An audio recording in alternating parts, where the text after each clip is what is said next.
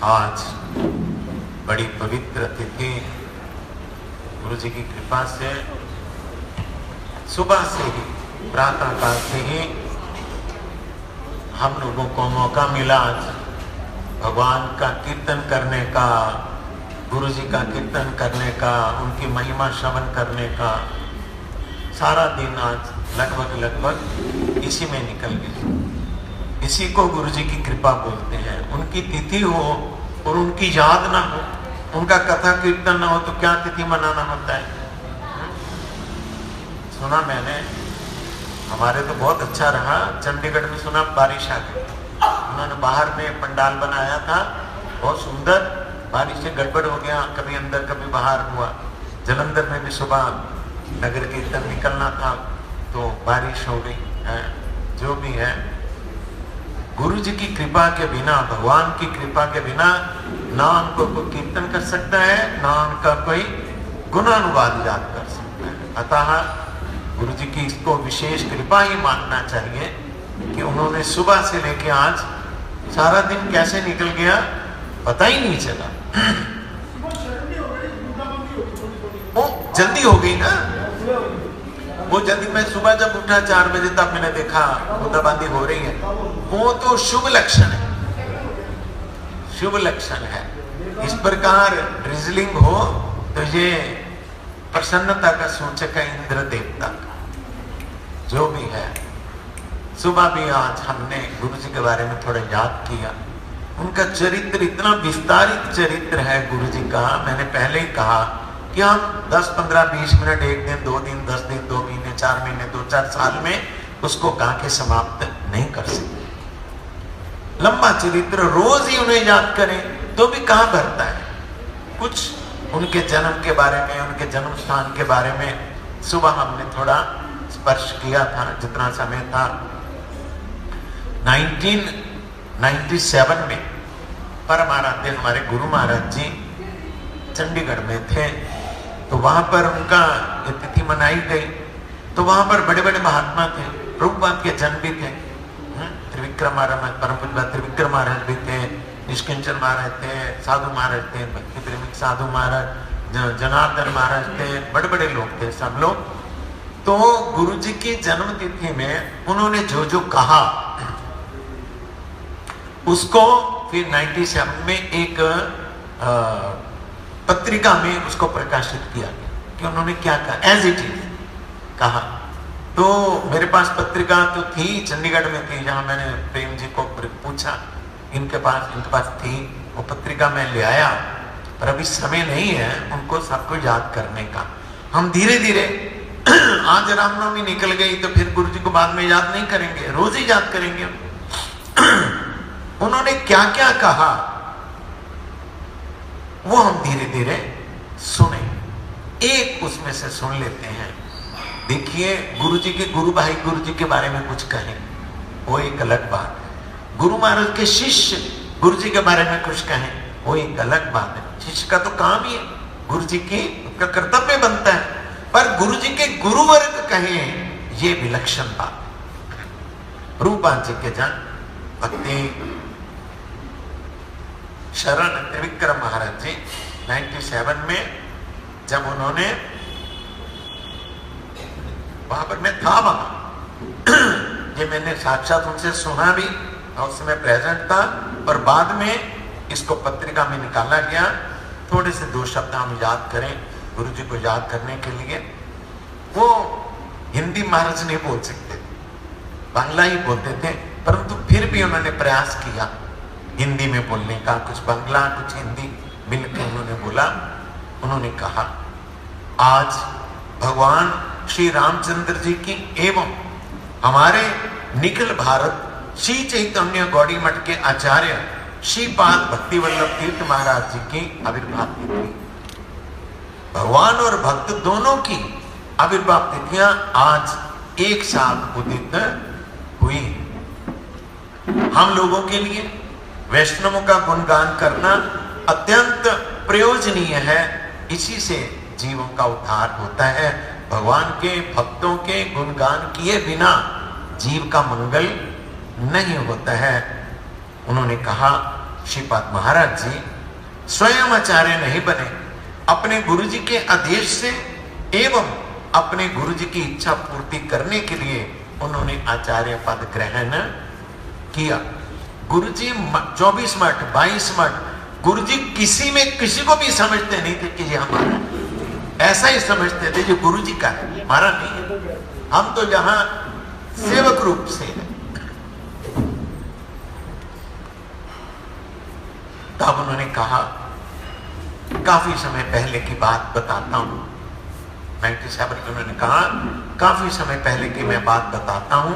मैं असम के ग्वालपाड़ा मठ में था, पूज्यपाद माधव महाराज जी भी वहीं थे, हमारे परम गुरु जी भी वहां पर थे। हमारी एक गुरु बहन ने पूज्यपाद माधव महाराज को पूछा, महाराज जी आप तो अभी अस्वस्थ चल रहे हैं, आपके बाद कौन आचार्य बनेगा, कौन आचार्य होगा, क्या आपने उसकी कोई व्यवस्था की है? उसकी बात को सुनकर पूज्यपाद माधव महाराज हंसने लगे और हंसते हंसते कहने लगे, हाँ मैं जानता हूं, ऐसा वैसा नहीं है, मैं पक्का काम करके जाऊंगा, पक्का काम करके जा रहा हूं। गुरु बहन ने पूछा किसको? तब हमारे परम गुरु जी ने कहा, नाम तो अभी नहीं बताऊंगा मैं, लेकिन मैं जिसको भी बना के जाऊंगा वो मुझसे भी बहुत अच्छा है। देखो गुरु जी अपने शिष्य के लिए ऐसे बोले, अनुमान कीजिए कि उस शिष्य ने, हमारे गुरु जी ने अपने गुरु जी की किस प्रकार सेवा करके उनके दिल को जीता, तभी तो ऐसा। तब ये कहते मैं पास में बैठा हुआ था उस लेडी का और परम गुरु जी का वार्तालाप, कहते मैं सुन रहा था। उन्होंने कहा मैं सुन रहा था। बड़े आश्चर्यचकित होकर गुरु बहन ने माधव महाराज को पूछा, परम गुरु जी को पूछा, अरे आपसे अच्छा भी कोई है? पूछा आपसे अच्छा भी कोई है? तब परम गुरु जी ने मुस्कुराते हुए कहा, हाँ है। अतः श्रीपाद तीर्थ महाराज जी की हम जो महिमा कहते हैं वे ऐसे नहीं कहते हैं, इनके गुरुजी ने ऐसा कहा है। मेरे संन्यास गुरु व मेरे शिक्षा गुरु परम गुरु जी से संन्यास हुआ था, उनका शिष्य प्रभुपाद कहते हैं संन्यास परम गुरु जी से हुआ था। तब वो कहते हैं, ये कहते जब ये बात माधव महाराज कर रहे थे हमारे परम गुरु जी, मैं कहते पास में था, मैंने साक्षात ये बात आप सुनी है। आपको एक और बात बताता हूं, कहते ये बात है तब की जब मेरा नया नया संन्यास हुआ था, उनका संन्यास हुआ था। पूज्यपाद माधव महाराज मुझे अपने साथ आसाम के तेजपुर मठ में ले गए। एक दिन हम बैठे थे, मेरे बाईं ओर पूज्यपाद माधव महाराज थे और दूसरी ओर केशव प्रभु जो जगन्नाथपुरी में अब रहते हैं। केशव प्रभु भी प्रभुपाद के शिष्य, समझ, दोनों ही प्रभुपाद, तीनों ही प्रभुपाद के हो गए ना। बात बात में पूज्यपाद माधव महाराज कहने लगे, तुम लोग शायद नहीं जानते हो, इसलिए मैं तुम्हें बता रहा हूं कि मैंने अपने तमाम कामों को करने के लिए तीर्थ महाराज को नियुक्त कर दिया है। यद्यपि आज मैं वृद्ध हो गया हूं, बचपन में ही मैं मठ में आ गया था। कौन सी सुकृति के फल से मुझे ऐसे वैष्णवों का संग मिला मैं नहीं जानता हूं। श्रीपाद क्या अपने बारे में बोल रहे हैं? कौन? ये बात बोल रहे हैं त्रिविक्रम महाराज। कहते हैं बचपन में आ गए थे ना, वो सारे बाहर है, बांग्लादेश में रहे, ये जो बालियाटी में गौर गदाई गौरांग मठ है उसमें रहे। तो कहते हैं, अब बोलते हैं श्रीपाद तीर्थ महाराज जी के आप दर्शन कर रहे हैं, इनका आपको संग मिला है, ये भी आपका परम सौभाग्य।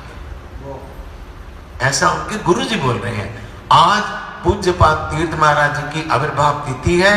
हम सभी भाग्यशाली हैं कि हमें वैष्णवों की आविर्भाव तिथि मनाने का सुअवसर, ये भी कम भाग्य की बात नहीं है। तिथि है, अनाउंसमेंट की गई है, अवसर भी है, जा भी सकते हैं, फिर भी घर में बैठे रहें तो किसका दोष है? बताइए, किसका दोष है ना? इतना अच्छा सुबह प्रोग्राम हुआ, कथा कीर्तन हुआ, दोपहर को भी बड़ा अच्छा कथा कीर्तन हुआ, और क्या होता है? यही होता है उनकी तिथि में, जिससे उनका स्मरण हो जाए, याद हो जाए। तब उन्होंने कहा, मुझ में तो कोई योग्यता नहीं है कि मैं तीर्थ महाराज के बारे में कुछ कहूं। ऐसा बोलते हैं, कोई योग्यता नहीं है कि उनके बारे में कुछ कहूं, मैं तो सब तरह से ही अयोग्य हूं। तब भी महाराज जी कृपा करके मुझे अपने साथ रखते हैं। पूज्यपाद तीर्थ महाराज जी जैसा वैष्णव आज के समय में पृथ्वी पर मिलना मुश्किल है, बहुत मुश्किल। पृथ्वी पर गुरु जी को हमारे ऐसे गगन के भास्कर थे गुरु जी, मिलना मुश्किल है। कहते इतने विद्वान होते हुए भी महाराज जी बिल्कुल सरल हैं। परम पूज्य पाद माधव महाराज जी की अशेष कृपा है उन पर। गुरु कृपा बल से ही ऐसा अद्भुत प्रचार का असंभव कार्य भी वो संभव कर रहे हैं। गुरु कृपा के बिना भजन में आगे बढ़ना असंभव है। सदगुरु कृपा से जो हो सकता है, सदगुरु कृपा से जो हो सकता है वो लाख जन्म साधन करने से भी नहीं हो सकता। लाख जन्म हम करते रहो हरे कृष्णा अपनी मर्जी के मुताबिक, वो नहीं होगा जब तक सदगुरु की कृपा नहीं होगी।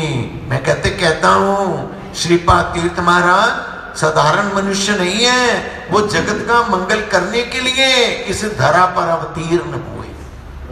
ऐसा महाराज की आज आविर्भाव तिथि है, कह रहे हैं, इसलिए मैं उनके साथ बैठा हूं, उनकी बगल में बैठा हूं।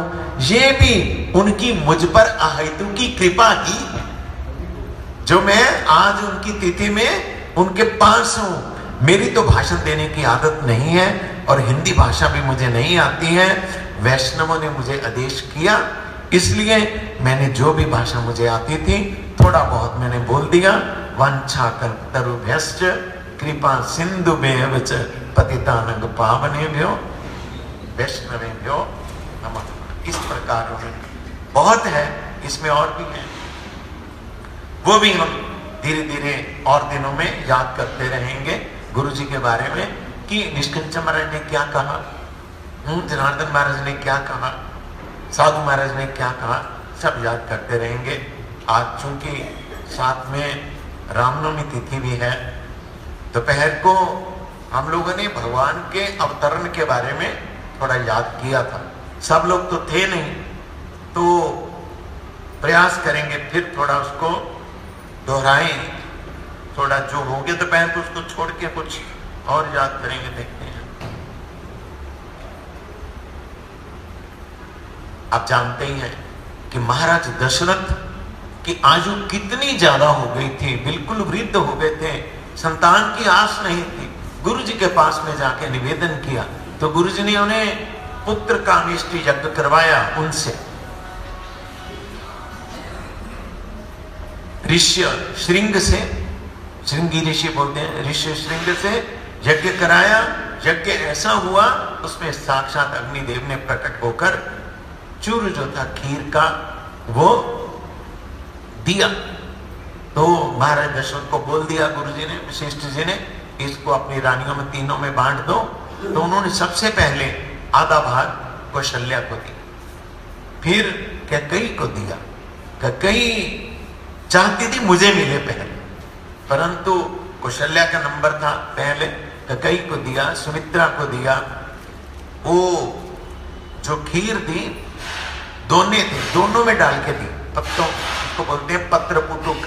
पत्र पुटुक का मतलब पत्तों के दोने, उनके हाथ में दे दी। उनके हाथ में जो कैकेयी के हाथ का दोना था वो उसी समय एक चील आई, चील आके उसके दोने को उठा के ले गई। वो एक अप्सरा थी, शापित चील बनी हुई थी, शाप, वो हम कथा नहीं बोलेंगे, उसका नाम था सुवर्चला।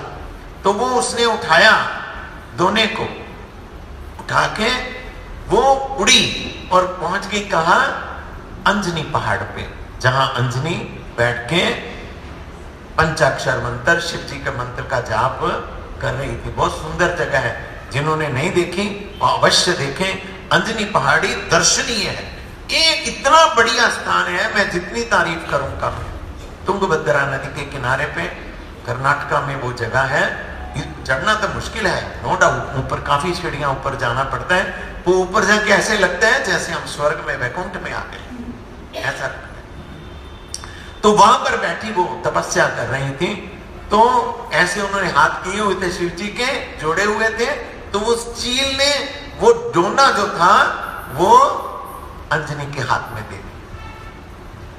अंजनी ने समझा कि मैं शिव जी की उपासना कर रही थी, मेरी तो आंखें बंद थी, शिव जी ने मुझे दिया। तो उसने वो जो प्रसाद था अंजनी ने ग्रहण कर लिया। उस प्रसाद से हनुमंत लाल जी हुए, तभी उनको बोला जाता है शंकर सुवन, इसलिए उनका नाम है शंकर सुवन। शंकर जी की उपासना कर रही थी अंजनी, उन्होंने समझा ये शंकर जी का प्रसाद है, और कौशल्या ने अपना कुछ हिस्सा दिया कैकेयी को और कुछ हिस्सा सुमित्रा को दिया। इससे क्या हुआ, तीनों रानियां जो थी वो गर्भवती हो गई। बीच में बहुत बात है, समय आ गया, आज की तिथि आने वाली हो गई, 9वीं तिथि आज चैत्र मास की, अष्टमी तिथि आई। अष्टमी में क्या हुआ, अब 9 मास जो थे संपूर्ण होने को आए, भगवान के प्रकट्य का समय हो गया। परम पवित्र चैत्र मास शुक्ल पक्ष की अष्टमी तिथि आ गई। रात के समय महाराज दशरथ पलंग पर सोए हुए थे, अष्टमी की रात आ गई और रामनवमी की प्रातः काल आ गई। सोते सोते अष्टमी का लास्ट प्रहर हो गया और नवमी का प्रथम प्रहर हो गया। प्रातः काल का समय ब्रह्म मुहूर्त का समय था।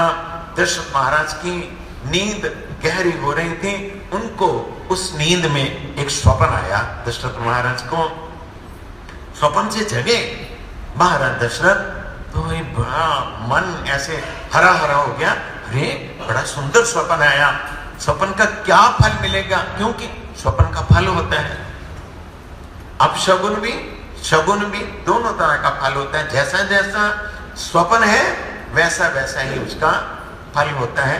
इसके लिए ग्रंथ है, कौन से स्वप्न का कौन सा फल होगा है पता चल जाएगा, कौन सा स्वप्न आने से कौन सा फल होगा, पंचांग देखेंगे तो पता लग जाएगा। जो भी उन्होंने क्या किया, बड़ा सुंदर स्वप्न आया मुझे, वो स्वप्न का फल जानने के लिए अति प्रसन्न मन से एकदम दौड़े का मतलब गए कहा, अपने गुरु जी के आश्रम, वशिष्ठ जी के आश्रम में गए, जाके गुरु जी को प्रणाम किया। गुरु जी उस समय ब्रह्म मुहूर्त में उठ के अपना स्नान ध्यान करके संध्या में बैठे थे, भगवान नारायण को ध्यान करने बैठे ही थे। दाता उन्होंने जाके साष्टांग दंडवत प्रणाम किया, क्षमा मांगी, गुरु जी आपके उसका समय है, अपना संध्या का समय है, मैं आ गया हूं, मैं आपसे प्रार्थना करने आया हूं। आज सुबह सुबह प्रातः काल में, मतलब आज की मॉर्निंग हो गई ना, रामनवमी की अर्ली मॉर्निंग हुई ना, तो मैंने एक स्वप्न देखा है। स्वप्न में मैंने देखा कि मैंने आज सुबह सुबह सरयू में जाके स्नान किया है। सरयू इतनी पवित्र नदी है सरयू, भगवान ने स्वयं बोला मानस में। कब बोला, जब वो पुष्पक में लंका से वापिस आए तो ऊपर से जितने लोग वहां बैठे हुए पुष्पक में उनको नीचे दिखा रहे हैं कि ये सरयू है, ये अयोध्या है। तब सरयू के बारे में उन्होंने कहा, ये मुझे इतनी प्रिय है, सरयू में जो स्नान कर लेता है उसको भवसागर को पकड़ेगा ही नहीं, वो सीधा मेरे धाम में निवास होगा। भगवान ने उनके मुखारविंद की वाणी उठा के देख लीजिए। अभी मैं चौपाइयां बोल नहीं रहा हूं, समय ज्यादा नहीं है। तब उन्होंने कहा कि मैंने, सरयू नाम जानते हैं क्यों हुआ?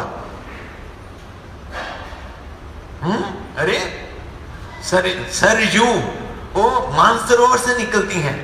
सरयू मानसरोवर क्या है, अभी चलो दूसरा विषय हो जाएगा, संक्षेप में बोल देता हूं। मानसर से निकली, इसलिए उसका नाम सरयू। सरयू तो साक्षात भगवान का ही द्रव्य है, भगवान का द्रव्य। जिस प्रकार गंगा जी भगवान का चरणोदक है, सरयू जी भगवान का द्रव्य है। महाराज दशरथ रोज सुबह सरयू स्नान करके सरयू का स्तव करते थे, वहां खड़े होके सरयू का स्तव करते थे। उन्होंने देखा, बताया गुरु जी को कि मैंने सरयू में स्नान किया है, स्वप्न में। और स्नान करने के पश्चात मैं अपने महल में आ गया।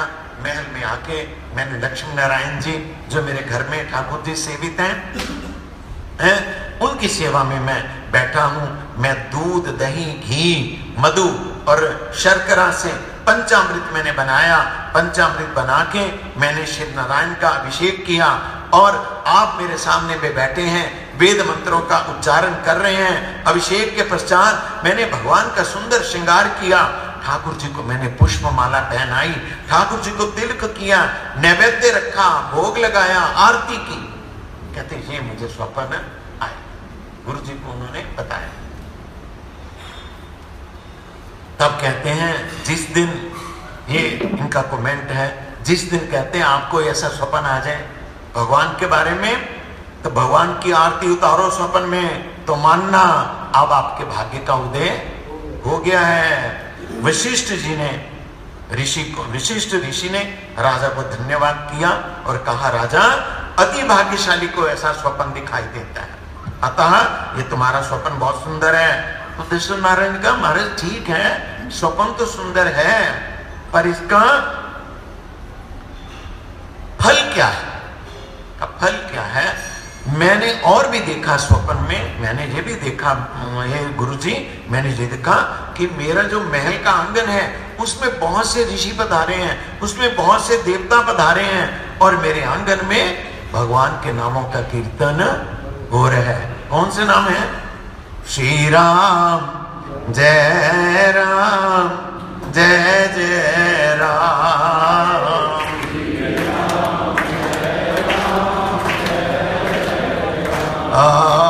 श्री राम जय राम, जय जय राम, श्री राम जय राम, जय जय राम, श्री राम जय राम, जय जय राम, श्री राम जय राम, जय जय राम, श्री राम जय राम, जय जय राम, श्री राम जय राम, जय जय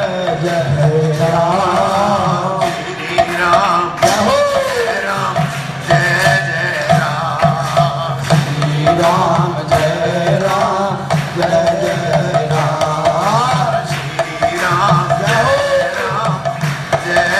राम। जय श्री राम जय राम, जय बोलिए, श्री राम जय राम, जय जय राम, राम जय राम, जय जय राम, श्री राम जय राम, जय जय राम, राम जय राम, जय जय राम, श्री राम जय राम, जय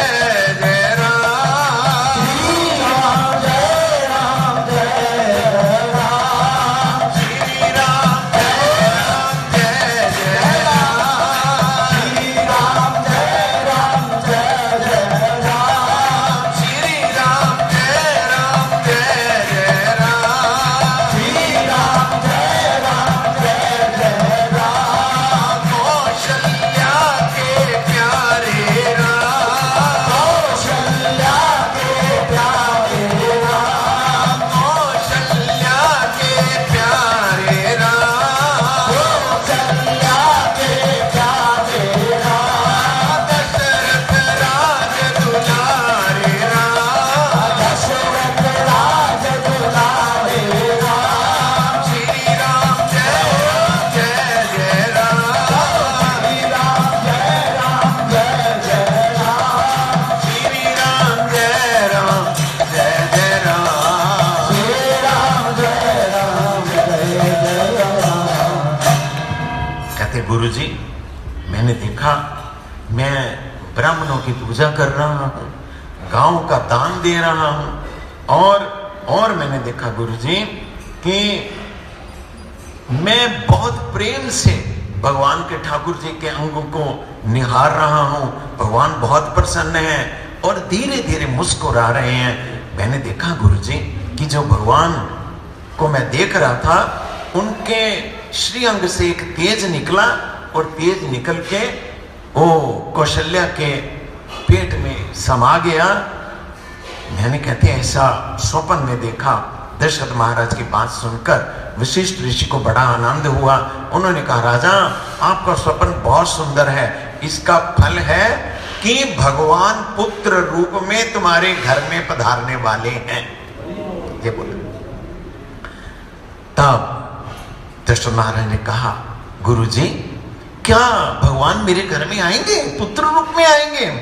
गुरुजी ने कहा, देखो ऐसे बालक होंगे तुम्हारे घर में जो आज तक किसी के घर में नहीं हुए, भविष्य में होंगे भी नहीं। साक्षात भगवान तुम्हारे घर पुत्र रूप में आएंगे। राजा को अपने गुरुजी में श्रद्धा तो थी, वशिष्ठ जी में, उसको विश्वास हो गया कि राम मेरे गुरुजी जो बोलते हैं हमेशा सत्य ही होता है। राजा की वृद्धावस्था थी, घर में पुत्र संतान थी नहीं, इससे गुरुदेव की बात को सुनकर राजा के आंखों से आनंद के आंसू बहने लगे। विश्वास हो गया कि आज भगवान मेरे घर आएंगे, गुरुदेव जी ने मुझे आशीर्वाद किया है। तब महाराज दशरथ दोनों हाथ जोड़ के वशिष्ठ जी को कहने लगे, अब अंदर से व्याकुलता बढ़ गई, कब आएंगे?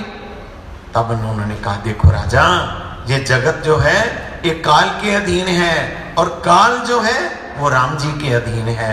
राम जी का सेवक है काल, राम जी काल के भी काल हैं। श्री राम जी कब पधारेंगे ये तो नहीं मैं जानता हूं, ये तो मैं क्या कहूं, परंतु ये जो तुम्हारा ब्रह्म मुहूर्त का स्वप्न है, इसका फल है कि 24 घंटे के अंदर अंदर तुम्हारी इच्छा पूरी होनी चाहिए। सब बोल दिया। किसने? गुरुजी ने बोल दिया। फिर बोला, और कहते हैं गुरुदेव की, उन्होंने बोला अब जाओ, घर जाओ, घर जाके स्नान करो, भगवान का ध्यान करो, जप करो, स्मरण करो, और किसी समय तुम्हें बहुत आनंद की वार्ता सुनने को मिल सकती है। कहा आ गए जहां पर चौपाई लिखी है मानस की, जेहि दिन राम जन्म श्रुति गावही, तीर्थ सकल तहां चली आवही। जहां पर राम जन्म मनाया जाता है, जेहि दिन राम जन्म श्रुति गावही, तीर्थ सकल तहां चलिया वही। तीर्थ में जाना नहीं पड़ता है, सब तीर्थ उस जगह में आके निवास करते हैं जहां पर भगवान के राम की चर्चा होती है, उनके जन्म की चर्चा होती है। तो सिद्ध चौपाई है। तब क्या हो गया, प्रातः काल हो गया, आते आते ओ नहाए दशरथ महाराज, गए सरयू के किनारे। पहले तो स्वप्न में नहाए थे ना, अब जाके नहाए, देखा सरयू के किनारे संतों की भीड़ लगी हुई है। अब सबके प्राण तरस रहे हैं भगवान के दर्शन के लिए। प्रातः काल से ही कौशल्या अपने कक्ष में ध्यान में बैठी है। कौशल्या ने दासियों नौकरों को आज्ञा दी कि सब बाहर जाओ, जब तक नाम बुलाऊं मैं अंदर नहीं आना, मैं एकांत में आज भगवान का ध्यान करना चाहती हूँ। एकांत में कौशल्या भगवान का ध्यान करती हुई तन्मय हो गई। भगवान के दर्शन के लिए उनके प्राण तड़पने लगे। भगवान शंकर आज कैलाश को छोड़कर अयोध्या में आ गए। उन्होंने वृद्ध ब्राह्मण का स्वरूप धारण किया। चारों वेद उनके 4 शिष्य बने। श्री राम श्री राम श्री राम जय श्री राम जप करते हुए अयोध्या की गलियों में फिरने लगे। शिव जी के इष्ट देव हैं बालक श्री राम, बच्चे जो श्री राम हैं। शिव जी बालक राम का नित्य ध्यान करते हैं। वंदो बाल रूप सोई राम, ये उनका मानस की चौपाई है। लोग पूछते हैं, अरे आपका नाम क्या है महाराज? शिव जी कहते हैं, मेरा नाम है सदाशिव जोशी, मैं ज्योतिष शास्त्र में पारंगत हूँ। शिव जी की इच्छा है कि रघुनाथ जी अब प्रकट होने वाले हैं, इसलिए मैं जाऊं कौशल्या के घर में जाऊं। कौशल्या जी रामलला को मेरी गोद में देंगी तो मैं राम के साथ मिलूंगा, राम के साथ एक हो जाऊंगा, उनको उनका दर्शन करूंगा। शिव जी महाराज राम नाम का जप करते करते विचरण कर रहे हैं। साधु महात्मा सन्यासी सभी सरयू गंगा के किनारे बैठे हैं, वहां पर चल रहे हैं सीताराम सीताराम सीताराम सीताराम सीताराम सीताराम सीताराम सीताराम सीताराम सीताराम सीताराम सीता राम सीता राम सीता राम सीताराम सीताराम सीताराम सीताराम सीताराम सीताराम सीताराम सीताराम सीताराम सीताराम सीताराम सीताराम सीताराम सीताराम सीताराम। दिशाएं प्रसन्न हो गई। वो समय आ गया, शीतल मंद सुगंध वायु बहने लगी। आकाश में देवता गंधर्व ऋषि अप्सरा बाजे बजाने लगे, दुमदुमियां बजने लगी, पुष्प वृष्टि होने लगी। राम नाम का कीर्तन करते करते सब तन्मय हो गए।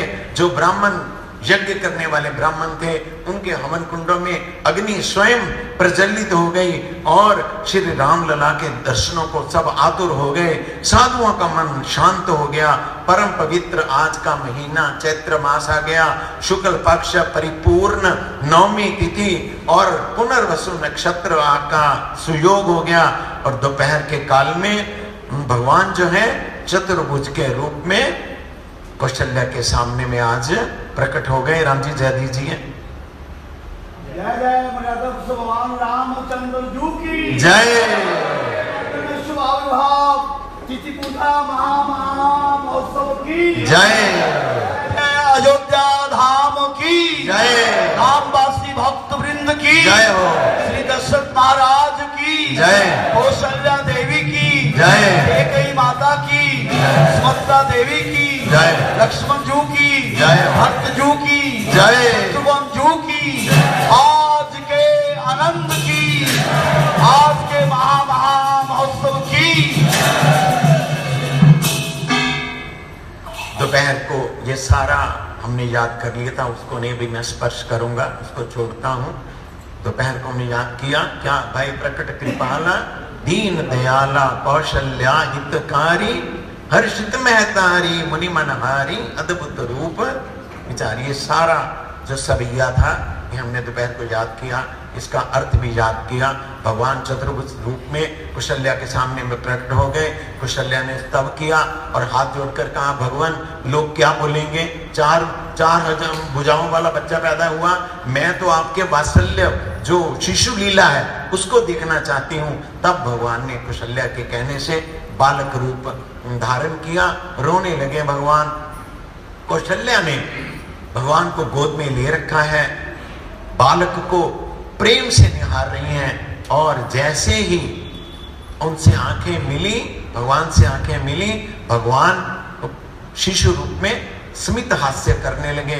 माँ को बड़ा आनंद हुआ कि मेरा राम कितना सुंदर है, कितना सुंदर दिखाई देता है और किसी की नजर ना लगे। कौशल्या ने नारायण नारायण कह के कीर्तन किया। एक दासी को लगा, बोला था ना सब दासियों को बाहर जाने को, लगा अंदर कुछ हलचल है। तब दासी दौड़ती अंदर गई। अंदर चारों ओर प्रकाश था। कौशल्या माँ बैठी थी, माँ की गोद में बालक राम थे। बालक राम के दर्शन करते करते दासी को इतना आनंद हुआ, वो दोनों हाथ जोड़ के जैसे कोई बुद्ध होता है स्टैचू की भांति खड़ी रह गई। आंखें उसकी स्थिर हो गई, स्थिर शरीर हो गया, स्तब्ध रह गई दासी। राम लला के दर्शन करके वो अपनी सुध बुद्ध को खो बैठी। कौशल्या ने देखा अरे दासी आई है। तब उन्होंने अपने गले में एक नवरत्न हार पहना हुआ था, नवरत्न हार उतारा और वो दासी को उन्होंने देना चाहा, परंतु श्री राम के दर्शनों के आनंद में उस दासी को हार लेने की इच्छा ही नहीं हुई। वो तो भगवान के दर्शनों के आनंद में मस्त थी, इच्छा नहीं हुई।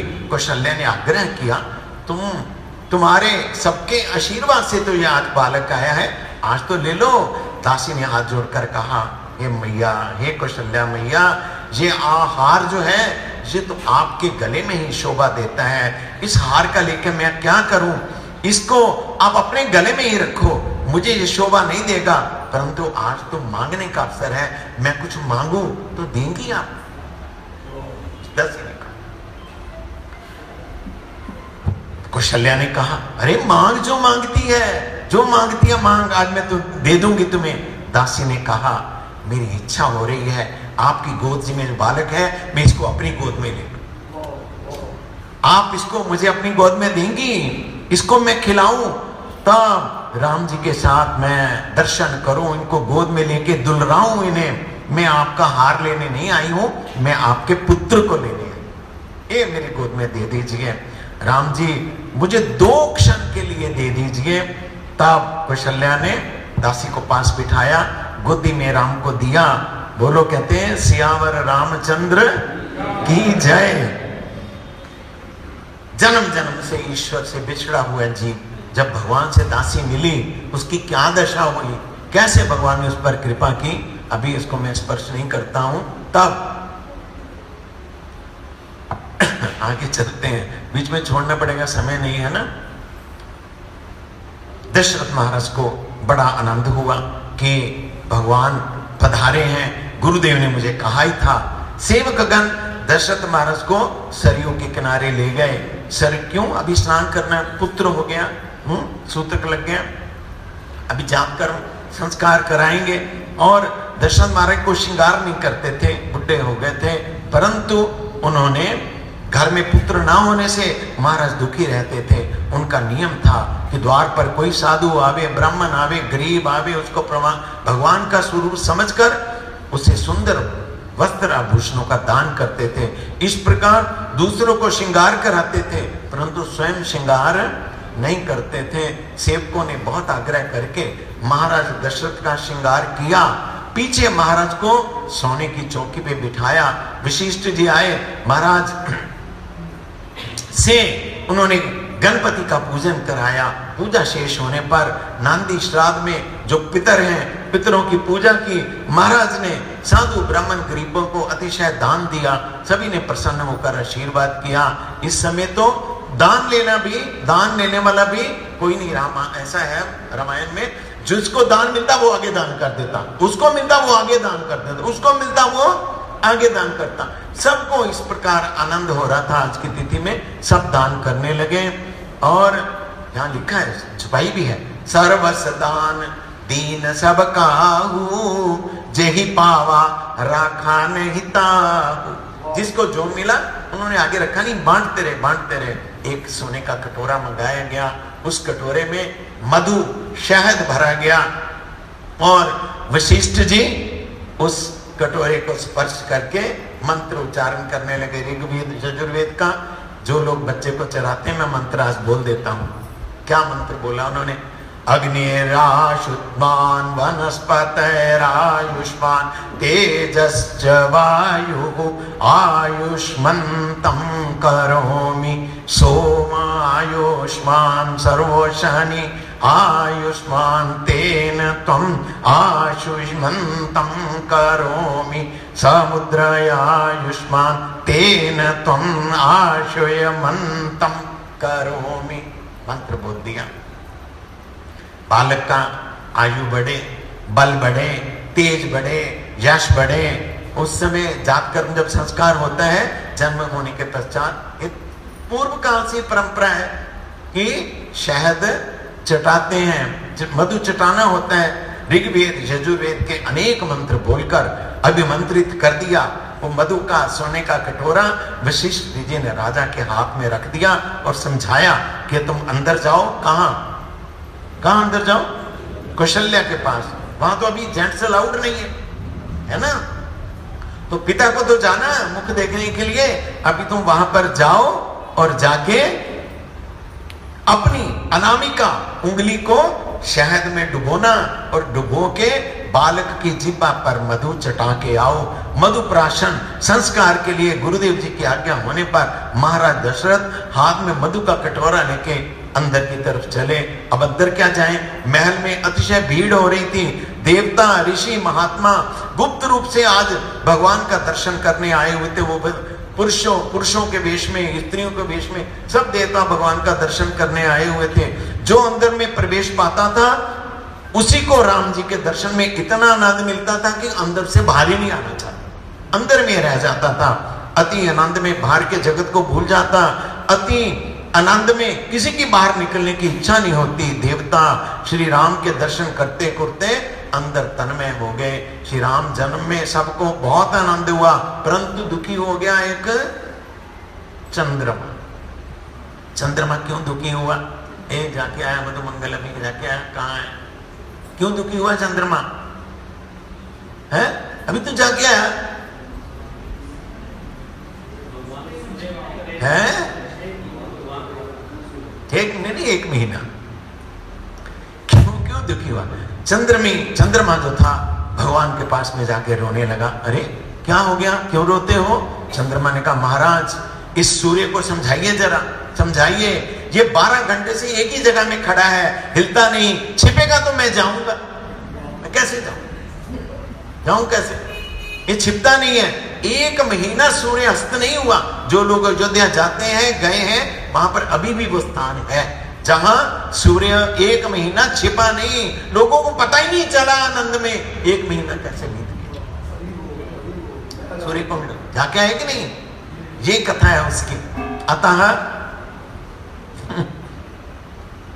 सूर्य को बड़ा आनंद हुआ, ऐसा लगा सूर्य को, उनका तो वंश ही है, सूर्य का तो वंश ही है। आज मेरे वंश में भगवान प्रकट हुए हैं। सूर्य को श्री राम दर्शन में इतना आनंद लग गया कि उस आनंद के अतिरेक में घोड़े जो थे सूर्य देव के घोड़े, ओ रथ रुक गया, घोड़ों ने चलना बंद कर दिया। सूर्य अस्त हो तभी तो चंद्रमा आए, परंतु सूर्य अस्त ही नहीं होते हैं। चंद्र को उतावली हुई, इसलिए उसने राम जी से फरियाद की, मुझे आने देता नहीं। मानस में है, रवि समेत रथ समेत रवि थाके आऊं, निशा कवन विधि होई। रात कैसे होगी? लोगों को पता ही नहीं चला कि 1 महीना की रात हुई ही नहीं, दिन ही चढ़ा रहा। लोग भगवान के ये जन्म के उत्सव के आनंद में इतना मगन हो गए। भगवान ने चंद्रमा से कहा, थोड़ा धीरज रख, इस अवतार में मैंने सूर्य को लाभ दिया है, परंतु कृष्ण अवतार में मैं तेरे लिए रात को 12 बजे आऊंगा। मैं सूर्य वंश में प्रकट होकर इस जन्म में सूर्य को लाभ बताया है, कृष्ण अवतार में चंद्र वंश में प्रकट होकर भगवान ने चंद्रमा को लाभ पहुंचाया, चंद्रमा को गौरव दिया। ये उस समय तो सब सो रहे थे जब कृष्ण अवतार हुआ। जो भी है, समय हो गया, छोड़ना पड़ेगा। दशरथ महाराज ने हाथ में कटोरा लेके अंदर में प्रवेश किया। प्रतिदिन का नियम था कि महाराज दशरथ जिस समय राजमहल में पधारते, उस समय घर की दासियां लज्जा में घूंघट कर खड़ी रहती थी। आज क्या हो गया? आज तो दासियां कौशल्या की विशेष सेवा में थी, कौशल्या जी को मना रही थी, बालक श्री राम को गोद में ले रही थी। रामलला के दर्शन में सब दासियां इतनी तन्मय हो गई थी, किसी को शरीर की सुधि नहीं थी, न संसार की सुध थी। दशरथ महाराज अंदर आए, परंतु दासियों को देह की सुध नहीं है, तो घूंघट क्या काटती, लज्जा क्या करती। सेवक छड़ीदार पुकारते थे, हटो हटो, महाराज आ रहे हैं। दशरथ महाराज आ रहे हैं, सब बोलते हैं ना राजमहल में, महाराज पधारे हैं, रास्ता दो। कौन सुने, कौन रास्ता दे?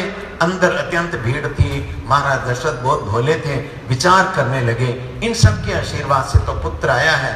उन्होंने सेवकों से कहा, तुम हटो हटो बोलते हो, एक कदाचित किसी को बुरा लगेगा, तुम किसी को भी नाराज ना करो। आज की तिथि में इन सभी के आशीर्वाद से आज मेरा पुत्र आया है, अब तुम हटो हटो ऐसा मत कहना। ये लोग आनंद में तन्मय हो रहे हैं, इनको आनंद लेने दो, मैं बाहर में प्रतीक्षा कर लूंगा, इनके आनंद में मैं डिस्टर्बेंस नहीं करना चाहता। महाराज दशरथ कटोरा लेके हाथ में खड़े द्वार पर प्रतीक्षा करते रहे। आज तो ऐसा हो गया कि घर के मालिक को कोई अंदर घर में नहीं जाने दे रहा था। जो अंदर गया सो वही अंदर का अंदर ही रह गया। राम दर्शन के आनंद में कोई बाहर निकलने का नाम नहीं ले रहा था। लोग जो बातें करते थे उन्हें दशरथ महाराज सुनते जाते थे। लोगों को विश्वास हो चुका था कि ऐसा पुत्र कहीं किसी ने नहीं देखा है, ये साधारण बालक नहीं है, ये तो साक्षात भगवान है। दशरथ महाराज ये सुनकर विचार करने लगे कि लोग भले ही भगवान राम को परमात्मा, भगवान को, मेरे पुत्र को भगवान मानते हो, परंतु है तो मेरा पुत्र ही और मैं इसका पिता हूं। सब लोग मेरे राम को देख रहे हैं, परंतु मैंने तो अभी तक अपने पुत्र को नहीं देखा। बाल को मुझे देखना है, शहद चटाना है, परंतु तो रास्ता ही नहीं दे रहे लोग। मैं किस प्रकार जाऊं, किस प्रकार कहूं कि मुझे अंदर जाना है। ये स्वयं मुझे मार्ग दे दे तो अच्छा होगा। महाराज की आतुरता अब बहुत बढ़ गई। भगवान पुत्र दर्शन के लिए प्राण तड़पने लगे। महर्षि वशिष्ठ के ध्यान में सब आ गया। गुरुजी ने देखा कि राजा खड़ा है द्वार पे, ये बड़ा व्याकुल हो रहा है, अभी तक पुत्र का मुख देखा नहीं, कटोरा हाथ में है, समझ गए। तब वो वशिष्ठ जी आ गए। वशिष्ठ जी का सब सम्मान करते थे। वशिष्ठ जी के आने से सब लोगों ने रास्ता छोड़ दिया। गुरुजी आ गए, गुरुजी आ गए, गुरुजी आ गए। वशिष्ठ जी को रास्ता देने से महाराज दशरथ को भी रास्ता मिल गया। जैसे ही महाराज दशरथ ने बच्चे का दर्शन किया, शरीर में रोमांच हो गया, कंठ गदगद हो गया। महाराज को लगा कैसा सुंदर दिखता है मेरा लाल, मेरा राम, मेरा बच्चा, मेरा पुत्र सुखी रहे, मेरे राम की मारकंडे के बराबर आयु हो। श्री राम और दशरथ की आंखें चार हुई। जब भगवान दृष्टिपात करते हैं, आंखें मिलती हैं, तो बहुत आनंद होता है। इस प्रकार अभिमान को छोड़कर जो भगवान की शरण में न जाए, तब तक परमात्मा भगवान उस पर दृष्टिपात नहीं करते हैं। जो स्वार्थ के लिए ही भगवान के दर्शन करने जाता है, उसके ऊपर प्रभु नजर डालते नहीं। महाराज दशरथ वो इतना आनंद हुआ, भगवान के कपोलों पर स्मित हास्य आ गया। दशरथ महाराज विचार करने लगे, अभी तक जो तो हंस नहीं रहा था, ये मुझे देख के हंसा, इसने पहचान लिया कि मैं इसका पिता हूं। महाराज दशरथ तो कि जब मैं आया हूं, ये मुझे देख के हंसने लगा है। ऐसा लगाव होता है ना, इसी रस के स्वादन के लिए ही भगवान का वहां पर अवतार हुआ है। इस रस के स्वादन के लिए ही मनु महाराज आज दशरथ बने। इस रस के, अभी वो बोलेंगे नहीं कथा, ये कथा कल बोली ना नारद जी के शाप की। अभी मनु महाराज और शत्रुपा के तपस्या की जो कारण बना, वो नहीं बोलने का समय मिला। प्रताप भानु की कथा फिर कभी अगले साल से जो होगा, फिर कभी बोलेंगे जो होगा। अभी क्या हुआ, तब भगवान वो जो देखा, इसने मुझे पहचान लिया। महाराज दशरथ कहने लगे, इसने मुझे पहचान लिया, ये अब हंसने लगा है, इसको पता चल गया है कि मैं इसका पिता हूं, मेरे पिताजी आ गए हैं। बड़े आनंद से दशरथ महाराज राम को अनामिका से उस शहद को चटाने लगे। दशरथ ने महर्षि वशिष्ठ से कहा, महाराज अब आप कोई मंत्र तो बोलिए, मैं मधु चटा रहा हूं। और वशिष्ठ जी कहने लगे, महाराज दशरथ आज मुझे मंत्र सारे भूल गए। क्या बात बोलूं, तुम मुझे बोल रहे हो मंत्र बोलो, तुम्हारे पुत्र का दर्शन करके मैं मंत्र भी भूल गया, मैं ये भी भूल गया कि मैं कौन हूं। आज मुझे याद नहीं रहा, मुझे नहीं कुछ पता क्या होता है। जब भगवान का दर्शन होता है तब सब कुछ भूल जाता है। तब कहा, गुरुजी कोई तो मंत्र बोलिए। वशिष्ठ जी ने कहा, अरे मंत्र क्या बोलूं, तुम्हारे पुत्र को देखने के बाद मुझे तो अपना नाम भी याद नहीं रहा है। मैं कौन हूं, क्या हूं, मुझे कोई ध्यान नहीं है। शरीर की विस्मृति हो गई, भगवान के दर्शन भी हो और शरीर की सुध बुद्ध भी रहे। दोनों में से कौन बात सच्ची है? शरीर की सुध बुद्ध सच्ची है, भगवान के दर्शन सच्चे नहीं। अगर भगवान के दर्शन सच्चे हो तो शरीर की शुद्ध बुद्ध नहीं रहेगी। इस प्रकार महाराज दशरथ जो है वो मधु चटाने लगे और ब्राह्मण जो है अन्य अन्य मंत्र बोलने लगे। उत्सव कैसे हुआ उनका, भगवान राम के जन्म का क्या उत्सव होता है, वो कल थोड़ा हम याद करेंगे। अभी समय नहीं है, उत्सव क्या होता है कल करेंगे, जो भी है प्रोग्राम।